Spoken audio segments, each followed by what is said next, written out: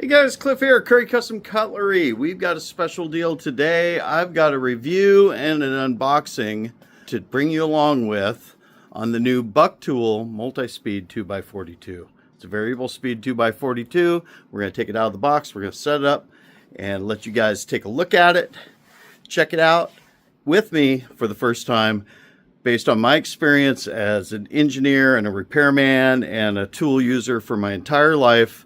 This is going to be a no BS review of what this machine can do, where it's weak, where it's strong. Okay, so I've got it here on the bench. Just going to pull it open. Normally I don't do unboxings, but I thought this time it might be interesting just to actually see what's in the box. There we go. See why it's here. So first thing right off the bat, the packing is loose. It's not contained.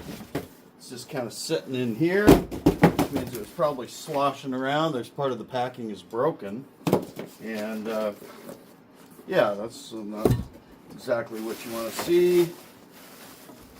But I love Bucktools. I'm running a Bucktool here, Bucktool there, Bucktool everywhere. Bucktool mini belt sander. I think they're a great value for their product.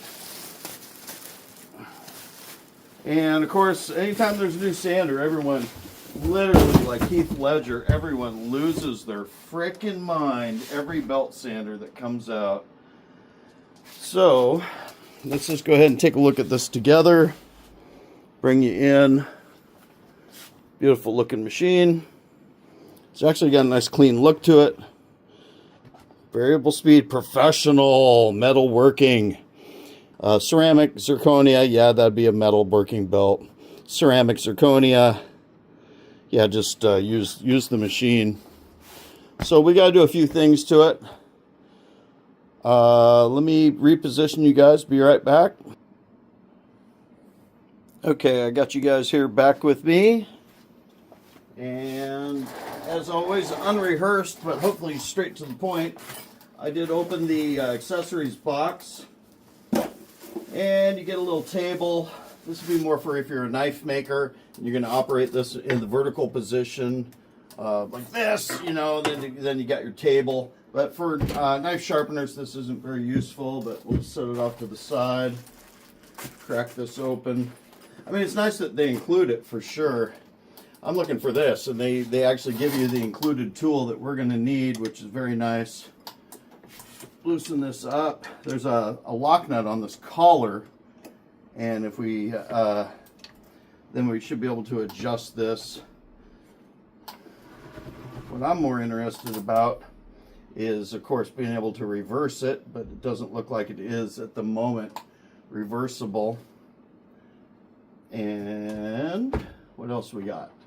Usually the first thing I do is I take this handle off because I don't like the obstruction. You can just grab it with your hand and open and close it. Let's take off the side cover so we can take a look actually at what's going on the inside of the machine. Around the platen. Alright, there we go. Cool. So this is what I was afraid of, and what we kind of knew we were going to be looking at is they built the beautiful machine and they gave you 1/16 of an inch of clearance around the drive wheel, which means there's in no way possible for this to be able to run a thicker belt. All they would have needed to do is make that frame a little bit wider right here. So the first modification that will be needed to this machine to make it fully functional will probably be to be able to cut from here and cut that out, and then the machine can run Scotch-Brite. Running a Scotch-Brite belt is a critical part of any machine. It's one of the most valuable things and useful tools you can have is a 2-inch wide Scotch-Brite belt for satin polishing. I just did a video on that. So minor detail, we'll make it better. We'll fix it. Adjustable platen. Let me pop you out there. 2 screws. Adjust the platen in and out. If you've got the riser block platen. This is one 3D print. You could do your own. The main thing that makes it work is the graphite tape, and the graphite tape will wear out over time, so you got to be ready to replace that. Let's see what's next. Let's plug it in, see what it sounds like. Give it a plug here. Nice. Things out of the way. Bring a light over the top so we can kind of see what we're doing. Alright, I've turned the machine sideways just so you guys can kind of see it. And we can give a basic test of the machine. See how it's going to work. I do not like this little thing. That would be probably the first thing I would remove. Looks like it's there to keep your belt in place, but it will make it so you can't even pop it, swap a belt. Second thing I'd probably do is I'd probably get rid of the basic belt. See, they've got this thing so tight that the belt won't even really slide out of there. That is so tight. All right, well, we will be removing that part, but that's a modification. You're going to have the skills, the time, the desire, the ability, the tools to remove that. But there's no reason why that should be that tight around there. Throw a Cubitron on there. Good old Cubitron. All right, let's turn it on.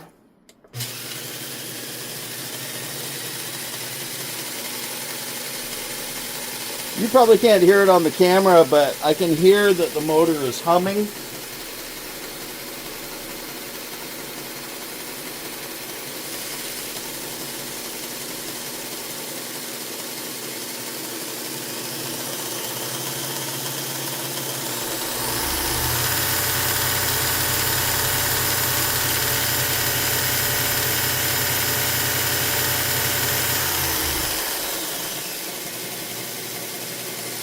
I would guess at low speed that motor's going to probably get hot. Let's go with a little edge trailing demo. Let's grab a big chunk of steel here. That's at slowest speed.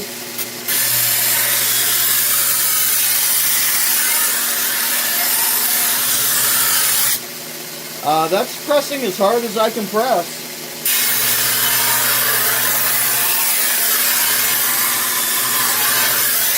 So that's a powerful motor for sure, because I could not bog it down. All right, you guys, here at Cliff's Workshop.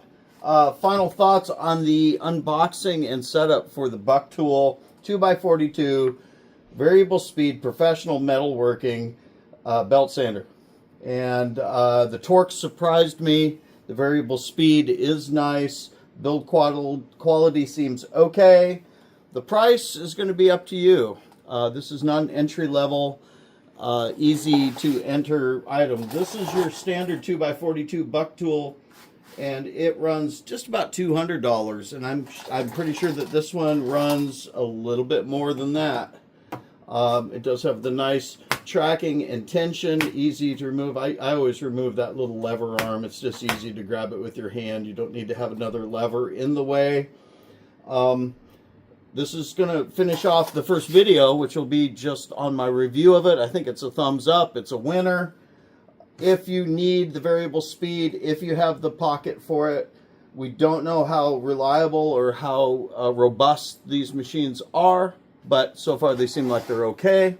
I think it's good, and I'm going to finish the video right there. In part 2, I'm going to go ahead and try to modify this machine, take it apart, do the upgrade to the back so it'll add on the Scotch-Brite wheels, and we'll make this thing a more functional sharpening tool for us. All right, you guys, thanks for watching. If you need any products, please go to currycustomcutlery.com, and I'll see you in the next one. Aloha.